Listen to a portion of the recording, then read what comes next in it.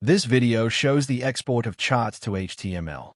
As for export to shapes, the same rules were applied, meaning only specific chart types can be exported and only if those have less than 200 objects on them.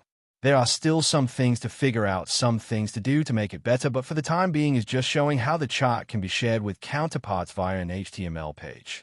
If you ask me why I did this, is because files can be saved to a website which is available across company without the need of shipping of the application to every employee.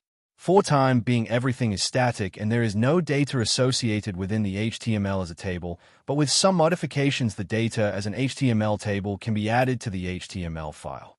Later on, we will exemplify the export of multiple charts from the dashboard control. Dashboard control might need some revisions in order to center the labels and be sure they appear, and also to address labels positions when font is changed or axes are increased, but dashboard control was created maybe 2 years ago and I never went back to it to improve it or to address things here and there. When exporting dashboard charts to HTML, I had to choose if chart title and meaning will be displayed as in the application or not, and I choose to display them at the bottom of the chart because it seemed to involve less changes to the code I was already had in place for converting WPF chart to HTML chart. I am sure I might be able to keep the same layout, but when working to something I choose like everyone else the easier path to achieve my goal, hence for time being the title and meaning will be displayed at the bottom of the HTML canvas.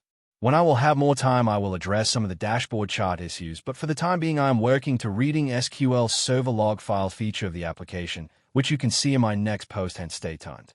As stated before, ChatGPT.